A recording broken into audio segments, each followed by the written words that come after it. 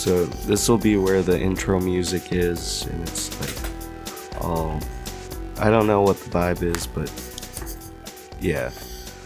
Alright, so welcome to the GRODCAST. I'm your host, Young Greasy. Today we have Chuzz as our featured guest. Say hello to Chuzz. Do you want to say hi to the people? Say anything?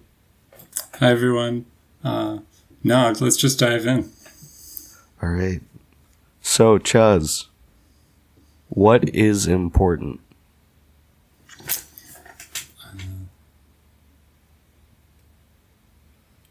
I think integrity is important.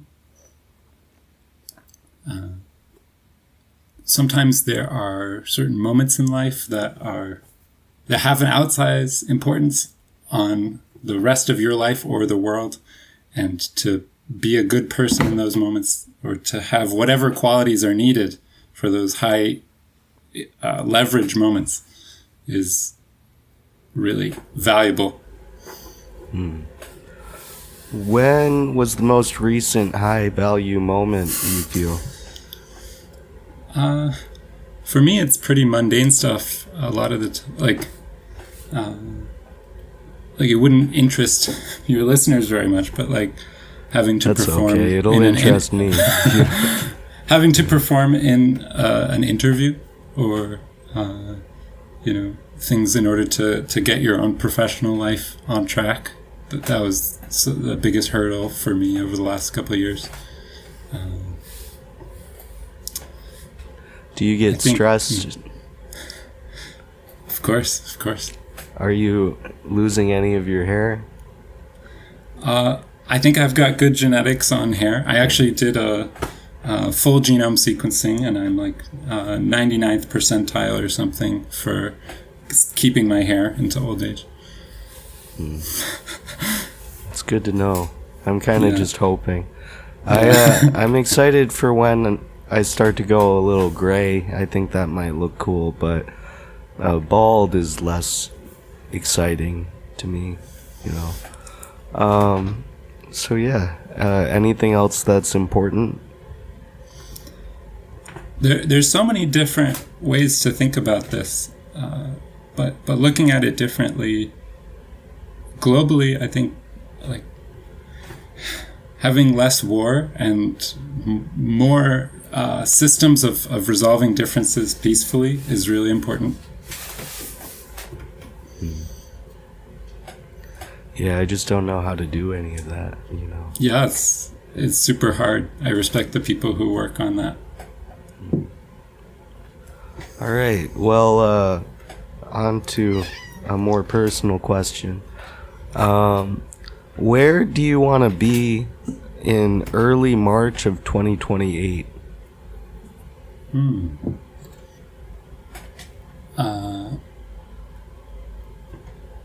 York? Probably that's not what you meant. New York City or just the state? I love a lot of places upstate. I've always had good experiences when I've gone, but I was thinking of the city for sure.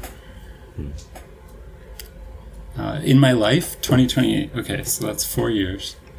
I guess I would like to have either, made so much money that I can move on to something I like more, or realize that I really do like the job I'm doing, and like decided on some way forward staying there.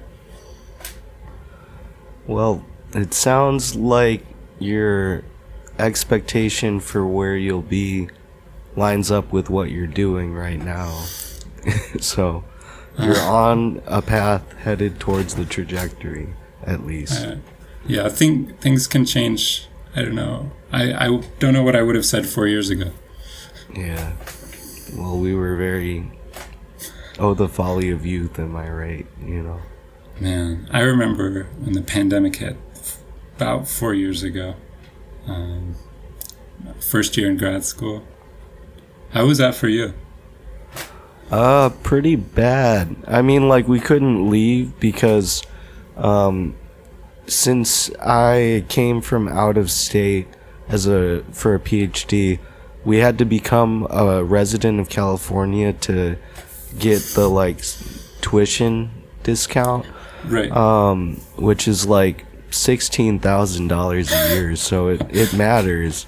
Yeah. But if I like went back home to Syracuse, I probably wouldn't have gotten my residency established because you don't know when you could go back, and so it was just a lot of sitting in my apartment watching YouTube and movies and TV, and eventually making music, you know. Yeah, I think you were in New Jersey the whole time, right? No, I went home to Connecticut. Luckily, there's not that link between getting tuition remission and in-state residency at Rutgers. How was your whole family there? Yeah, when we went home, so I went home at about the same time as my grandma. So it was me and, 3 out of my 4 siblings, my parents and my grandma.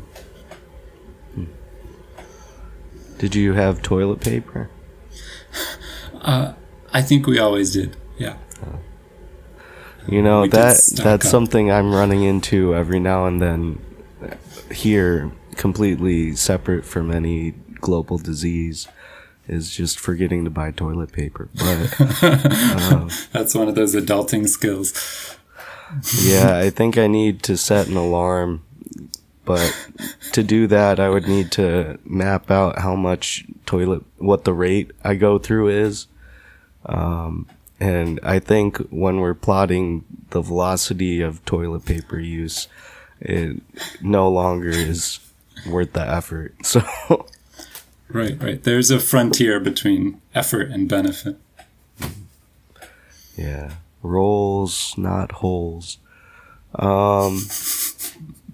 So, Chuzz, what is one of your favorite movies and why? I've always been a huge fan of The Lion King. Okay. I've watched it maybe 8 times. Just top-notch music and classic story. Really like keeps me engaged the whole time. The animation is beautiful. Like it really has aged well. They did amazing work on the colors. Yeah. The original. The original, yeah. Okay. I haven't seen the new one, but I haven't either. I know they got a bunch of famous people to do voices, but the original did it for me. I think it was jarring how real the animals looked, and then they were still like singing and stuff, but I don't know. The commercials always made me feel like I was high or something. Yeah, it landed in that uncanny valley. How old were you when you think you first saw that movie? I don't know. I would guess 8, but Okay. I'm just kind of estimating. I feel like that was one my parents wanted to show me early, so I feel like a little younger, but it was probably the first time I ever heard Elton John too. So he went from Crocodile Rockin' to Lion King, Hakuna Matata, I guess. Do you like The Who at all?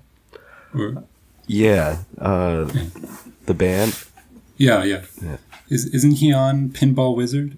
Am I doing my music references right? Oh, I'm not sure. That would make sense. Yeah. Guessed. Yeah. He has some good performances. Yeah. Do you agree with the current state of animated movie making? They're pouring so much money into it, but it seems to be working, you know. I think so. I saw a recent Studio Ghibli movie, The Boy and the Heron.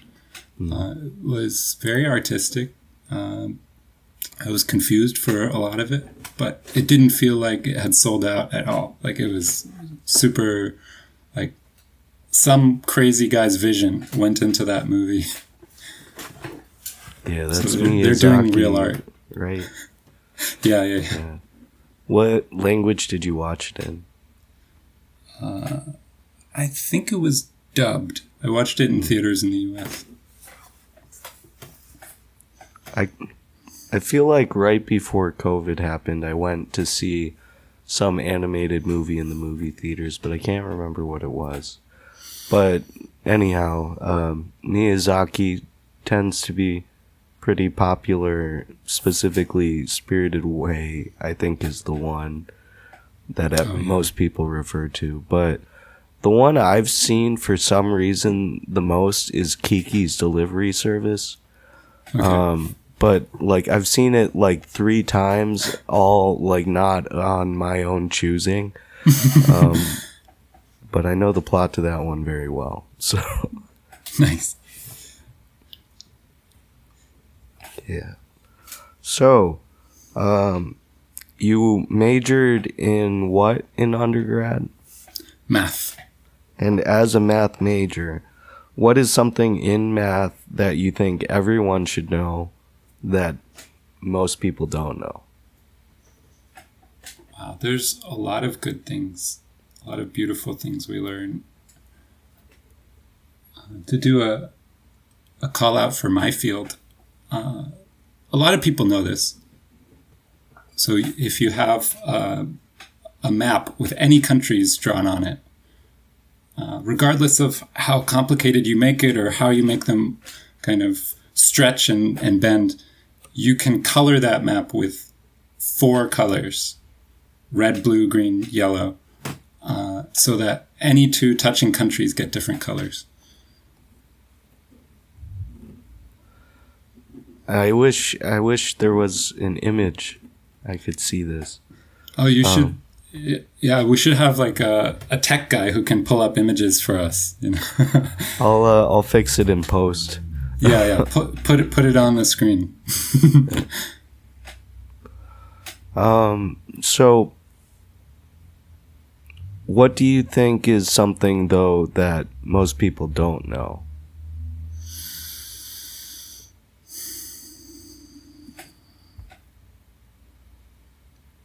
There's so much.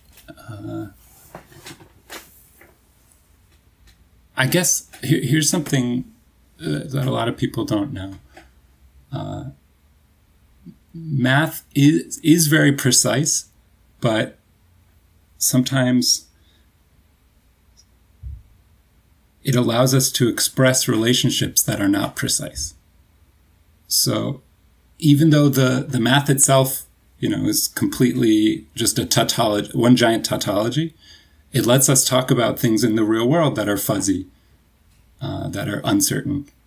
And this is surprising. Like, it took humans way longer than you might expect to realize that they could put a formal mathematical theory on random chance, which seems like, from one perspective, it seems like the least similar to logic.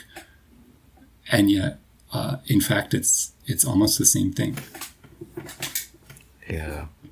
I think that is, in a broader sense, something that people often have a hard time getting comfortable with, is understanding and quantifying uncertainty. But our lifespans are so short that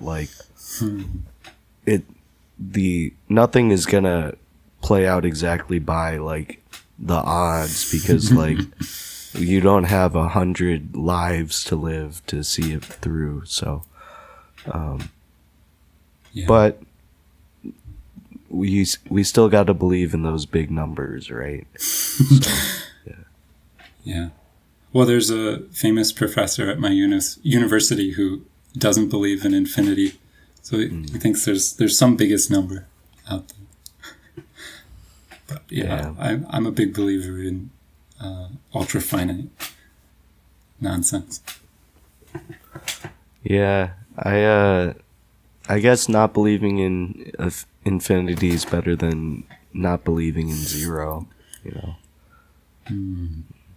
That's pretty intense, yeah. Yeah. It's just a useful concept. Yeah. It's like absolute zero. I guess we were just talking about zero. But anyhow, so Chuzz, why do you do what you do? A lot of the time it's habit and momentum. And one of my worldviews is that a lot of times I don't have perfect introspection, and I don't stress that so much. You know, sometimes I'll do something. There's no like correct way I could tell you why I did it. In particular, I could make up an answer. I could make up a reason for what I do, but it wouldn't necessarily be accurate. Okay. But would it be precise? Oh, I forget what's the difference between these. Accurate is like you're close to the true value. Precise is you're close to your own predictions. Yeah, precise means you can stick to your story well. Yeah. Oh man, I heard. Don't remember where I read this, but like a good interrogator will take you through a string of questions and then just start at the beginning and run you through the same questions again. And turns out most people just aren't ready to answer the same way twice if they're lying. Yeah, I guess I gotta practice that part of it. So how is your diet? I remember in college you ate a lot of those Impossible burgers. Yeah. I stopped being vegan a couple years ago, so that's probably the big highlight item. I still have a lot of respect for vegans, and I don't know, I guess a couple things happened. I moved in with my now fiance, and you know, she's a meat eater, and that's important to her, so we started eating the same things. And I also generally kind of relaxed on the moral high horse in other ways. So I would say this was one way. More recently, I'm trying to get back to the weight I was in college, so I've been eating one meal a day. I'm not sure which direction you're coming at it from. Yeah. I'm trying to lose weight. I was up at 160. I'm trying to get back down to like 150 or 145. Yeah, that's I should probably be weighing myself. You know, if I'm gaining weight, I probably should know that. But I find it weight goes in waves. You know, and if I dip down, I'm sure to go back up and then to go back down. Yeah. For me, it's like an encroaching tide more than waves. It's coming forward and forward unless I do something about it. Yeah. Then you might just want to build your boat and float. Yeah, I've never been a big floater, but I'd have to gain some weight for that. Yeah. To be an eater. How do you feel about cannibalism? I think people shouldn't be doing that. But, some of that in the media really sticks to you, visually. I think I generally don't believe in blanket rules against something. You've always got to understand the specifics of the circumstance and what led someone to do what they did. But, you know, in normal circumstances, avoid it. Don't do it. Yeah. But when in Rome. So, Chuzz, what have you done for me lately? Come on your podcast. And that is what? The GRODCAST with Young Greasy. Right, there we go. We got the plug. Yeah. So, speaking of me, who is one of your favorite historical figures? Probably near the top of the list is Abraham Lincoln. Very standard choice. Apologize. Let's see. Alexandra Elbakian. Okay. Yeah, from I want to say Ukraine or Russia, or famous for creating Sci-Hub, where like most of the world's scientific publications can be accessed for free. I think that's important. I think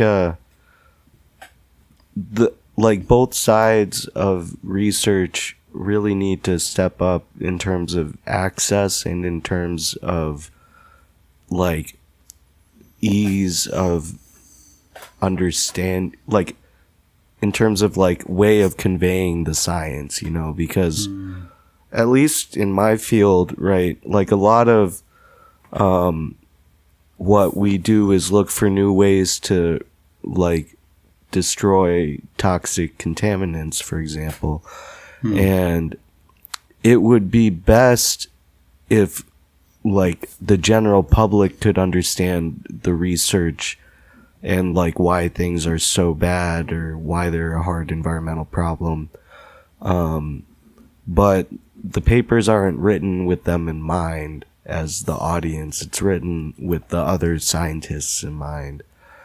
And so it makes me wonder if there should be like an alternative type of publication that doesn't already exist, that's like conveying complex science for like people without a background in it. I would put in a plug for Quanta magazine, which for my field and nearby fields is, I would say, the gold standard for explaining what we do to a general audience. How do you spell that? Quanta.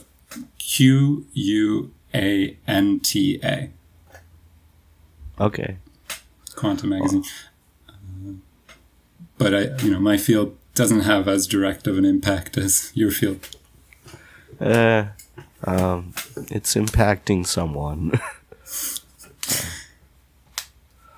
But yeah. I think researchers already do a lot voluntarily. Like there's a kind of academic culture that includes a lot of service, and it may require some more funding to get more of these valuable things done, like outreach. There may just not be enough people and hours to do it. Yeah, and they say that you can't just print more money, so... That's what they tell me. But I never took econ. I'll admit that right now. But anyhow, Chuzz, what is not important?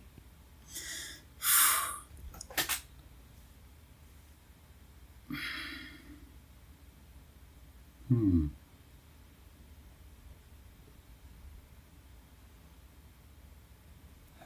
lot of things can be important when you view them in a certain light. So it's hard to definitively rule things out. Okay, I think the hysteria about specific one-time crimes and very shocking isolated events is not as important as you might be led to believe by reading the news. And people should try to adapt an attitude of thinking, how often would this happen just in a large country where things are happening all the time? and realize that anytime it does happen, it's going to get a lot of attention, but try not to put too much weight on that. Mm-hmm. Because it only happens once? Because the classic example is traffic fatalities aren't so flashy, but they cost a lot more lives than a lot of the more flashy things you might hear like sharks. Like sharks, way more than sharks. Yeah, but I would say I'd rather be in a room with a Jeep Wrangler than a great white shark. It depends who's driving the Jeep. Yeah, the shark is. So, anyhow, going back a little bit, this kind of ties into your historical figures answer, but if you could go back in time to stop one assassination, who would you try to save? Abraham Lincoln. It's such an easy answer. You set me up for it. Yeah, do you think he would have done a lot more positive things if he lived longer? I think so. Yeah. I think Reconstruction would have gone better. Nobody's perfect, but he was as close as we've gotten. This is something, my dad was a history major, so this is something I get from him. Is a huge admiration, as far as you can admire any mortal, for Abraham Lincoln. Did he really wear that hat all the time? That I'm not sure about. Oh. I think if I had to answer this question, I would probably save John Lennon, because like it's such a terrible way to go, you know, being murdered by someone because they thought some book was telling them to do horrible things. It feels avoidable, but we don't have the mental health infrastructure to, you know, mitigate situations like that in the 80s at least, like barely now. So can you say more about what sort of mental health infrastructure might have helped? I think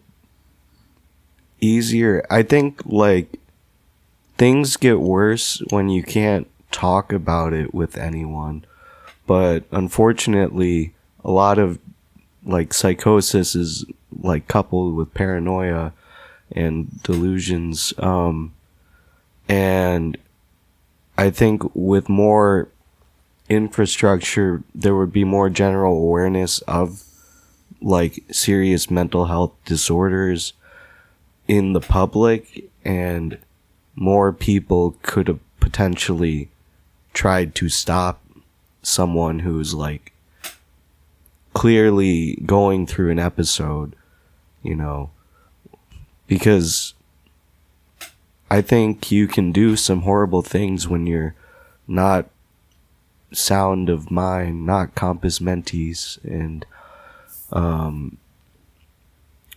we at least have medication that helps, but nothing is a real solution. It just seems like we need more awareness, and for there to be awareness there needs to be like infrastructure. So. Yeah, I think awareness for mental health has been going up.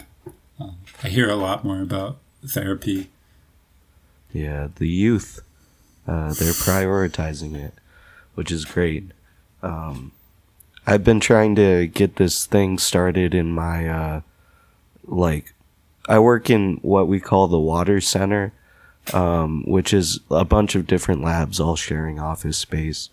And I've been trying to get Mental Health Monday off the ground, where it's just an hour set aside on a Monday where people can come in and just talk about how things are going and get support if they need support. But it's hard getting people to show up, you know. Yeah, I think it's like a stag hunt sort of situation. It's really beneficial if you can get enough people to participate. Yeah. How is your mental health as a grad student been? Pretty good. Of course, research is not always perfect, but I do take it a little easier on myself, knowing that I'm not going into academia. And I'm still like very happy to have this opportunity to think about the math problems I think about, and feel pretty happy most of the time. That's good to hear. I am sometimes jealous of the happy people, but we all have our moments in the sun. Yeah, I think in society there are like whole sort like high dimensional space of different types of privilege you can have, and just like a small subspace of that are the ones that are talked about in public discourse. But there's a whole lot of other privileges that we know are there, but just don't have a theory or a critical theory about them. Maybe it's too much to keep track of. Maybe, yeah. But I think that's inherent in anything is complexity, and we shouldn't be afraid of complexity. Gotta wrangle it somehow. You know, you gotta go below the mountain, not above the mountain, right? If you can. If we can dig. So, anyhow, the last of the 6 questions that I'm asking everyone. So, what advice would you give to your 18-year-old self, and would you believe it? Yeah. Would you believe it? Yeah, this is easy for me. I would say, like, work harder in college, focus more on doing well in your classes, on the margin. What I did in college was I tried to take interesting classes and the hardest math classes I could. There's obviously a benefit to that, but the trade-off is that I took classes I wasn't ready for and didn't do as well in them as I should have. And I think I had this attitude at the time that, like, oh, I'm not a striver. Like those people who are thinking about grades are like in such a high school mindset. But like, you know, that's the game that we have to play. And I wish somebody had told me at the time, like, this is the game you have to play. Suck it up and get a better GPA. Yeah. And I hope I would have listened. I don't know. Yeah, but again, that's youth, right? Taking classes that are too hard, like for where we're at, just because we have egos and we want to show off. I would agree with that advice, you know, but with some limits, right? You know, you can't only work in college, otherwise. I don't know. I at least enjoyed my free time. I was playing a lot of music, playing a lot of Smash. So, but it feels so long ago now, you know. Yeah. It's crazy to be such like a grown up in most ways. Obviously, there are still some ways where I'm a lingering child, but it's crazy. Yeah. Do you think your brain is fully developed? No, I don't really buy into that. I think your brain is always changing, and you know, if you spend a year rigorously studying some language, your brain is going to be different at the end of that year than it was before. Yeah, because I mean, if your brain wasn't changing at all, then like physically, how would you be learning anything?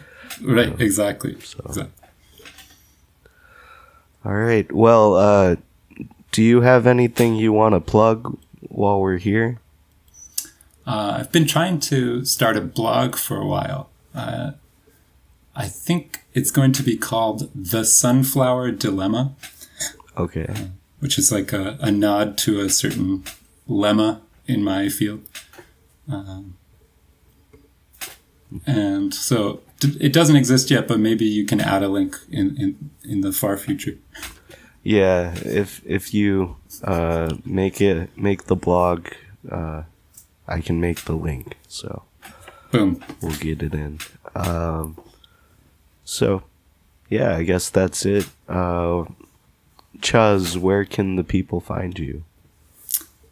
Currently, they can find me on the archive if they want to see my research. So just look up my name, Charles Kenny. See some cool stuff there. You took away the whole point of having an alias. But sorry. Well, okay. No, yeah, there's no way I've been around outed as well on this podcast, so it's okay. Yeah. Well, all right. I'll sign off. This was the GRODCAST with Young Greasy featuring Chuzz. Then some outro music. Nice.